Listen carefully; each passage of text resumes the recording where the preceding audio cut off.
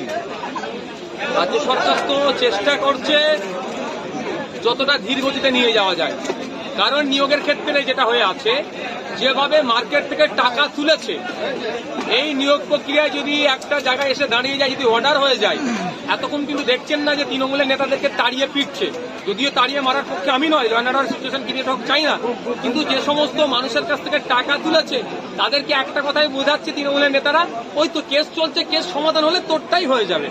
কিন্তু কেসটা যখন রায় হবে, একটাও কেউ চাকরি পাবে না যারা দুর্নীতি করে টাকার বিনিময়ে চাকরি নিচ্ছে, তখন তারা টাকা ফিরে পেতে চাইবে। টাকা ফিরে না পেলে তারা কি করবে ভালো করেই বুঝতে পারছে।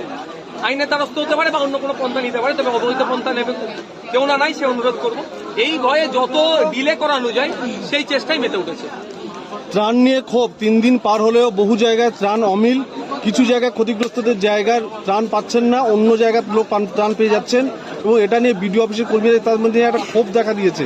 জলপাইগুড়ির সুকান্তনগর এলাকার বাসিন্দারা তারা মূলত কিন্তু বিক্ষোভটা দেখিয়েছে। দেখুন, জয়নগর এসব কথা বলছি, জয়নগরের মানুষ বিভিন্ন সময় বিভিন্ন প্রাকৃতিক দুর্যোগের সম্মুখীন হয়।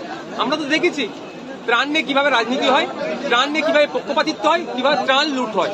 মুখ্যমন্ত্রী অভিষেক ব্যানার্জি ওখানে গেলেও কি হবে, যে সমস্যার সমাধান হবে না, কিন্তু এই সমস্যার সমাধান তো অনেক শিকড় তো অনেক গভীরে। আজকে যাদের পাওয়ার দরকার তারা পাচ্ছে না, যারা ক্ষতিগ্রস্ত হলে তাদের দেওয়া হচ্ছে না, অপরন্ত যারা তৃণমূলের নেতা গোছের আছে তারাই এগুলোকে লুটপাট করে নিচ্ছে। দীর্ঘা নিন্দা জানাচ্ছি। মমতা ব্যানার্জি ওখানে গিয়ে এই সমস্যা যদি না সমাধান করতে পারে, আমার মনে হয় তিনি যে পদে বর্তমান আছে সেটাকে অব্যাহতি নেওয়া দরকার।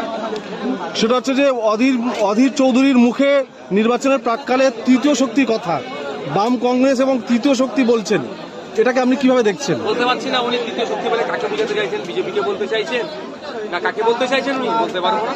তবে অধীরবাবু আইএসএফকে নিয়ে অনেকটা ওনার অনিয়া আছে, তবে সময় কথা বলবে। আইএসএফ রাজনীতির মহিয়ানে কতটা পরিপক্ক কি অপরিপক্ক সময় কথা বলে দেবে।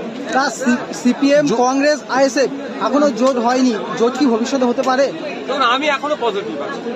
এত খারাপ লাগছে, এত সমালোচনা হচ্ছে, তারপরেও বলছি বৃহত্তর স্বার্থে আমরা চাইছি না তৃণমূলের ওপরে বিক্ষুব্ধ ভোট কোনোভাবেই একটা বিজেপিতে যাবে। এই জোটটা কার জন্য প্রতিনিয়ত? আমরা সবসময় চাইছি বিজেপিকে যত ভোট কম এখান থেকে রাজ্য থেকে দেওয়া যায়, অর্থের এখান থেকে যতটা তাড়াতাড়ি হারানো যায়, সাথে সাথে এই রাজ্যে বিজেপিকে যারা নিয়ে এসেছে সেই তৃণমূলকে যাতে হারানো যায়। এই জোটের বাধার সম্মুখীন হচ্ছে কারা? সেই জন্য আমরা আমাদের সর্বোচ্চ চেষ্টা করছি। দেখুন, জোটের বাধা কারা হচ্ছে নিশ্চিতভাবে বুঝতে পারছেন।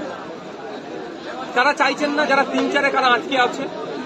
আমরা তো 20 থেকে 14, 14 থেকে 12, 12 থেকে 8 থেকে 12 থেকে 10, 10 থেকে 8, ইভেন 7 পর্যন্ত এসে দাঁড়িয়ে যাচ্ছি। আর কতটা স্যাক্রিফাইস করবো? বিধায়ক শওকত মোল্লা যেটা বলেছেন যে ডায়মন্ডে বিরোধীরা প্রার্থী দিতে ভয় পাচ্ছেন হারার ভয়তে, কি বলবেন? দেখুন, ব্যাপারটা হচ্ছে ওনার মুখে তো আর গণতন্ত্রের জিনিস শোনা যায় না। হারার ভয়ে ভয় পাচ্ছে, কি সময় কথা বলবে সেটা সময়ের সাথে সাথে হবে। তবে উনি কি হার জিতে বিশ্বাসী? শওকত মোল্লা সাহেব তো গণতন্ত্রে বিশ্বাসী নয়, উনি তো ভোট লুটে বিশ্বাসী, উনি তো মারামারিতে বিশ্বাসী, উনি তো বোম বাদে মমতা ব্যানার্জি সার্টিফিকেট দিয়েছে সেইটা তো উনি বিশ্বাসী। ওনাকে তো national human rights commission notorious criminal বলেছে, এটা তো উনি ওনার দ্বারা এই গণতন্ত্রের গুলি ওনার মুখ থেকে। আপনি কি ডায়মন্ডে দাঁড়াচ্ছেন? দেখুন, আমার অবস্থান তো অনেক আগে ক্লিয়ার করেছি, সেই 6 মাস আগে আমি দাঁড়ানোর জন্য প্রস্তুত আছি। গতকালকে ক্যানিংয়ের হচ্ছে শুভেন্দু অধিকারী একটা কথা বলেছেন, আইএসএফের নীতির সঙ্গে আমাদের কোনো সমঝোতা নেই, এমনি কি বলবেন? না থাকাটাই তো স্বাভাবিক। ওনারা ইলেকট্রাল বন্ডের নামে হাজার হাজার কোটি টাকা মার্কেট থেকে তুলেছে, আইএসএফ 10 পয়সা তুলে। ওনারা বলেছিল ক্ষমতায় আসলে বিদেশ থেকে কালো টাকা ফিরিয়ে নিয়ে এসে 15 লক্ষ টাকা করে দেবো। কালো টাকা ফিরিয়ে তো নিয়ে আসতে পারেনি, উল্টে আমরা কি দেখেছি, ঋণ খেলাপি দেশ থেকে বেশি পালিয়েছে। ওনারা যে প্রমিসগুলো করেছেন, যে কথাগুলো বলেছেন, একটাও ফুলফিল করতে পারেনি। আমাদের সাথে ওনাদের নীতিগত লড়াই আছে, থাকবে, এবং যতদিন পর্যন্ত তারা ওই জায়গা থেকে না ফিরে আসবে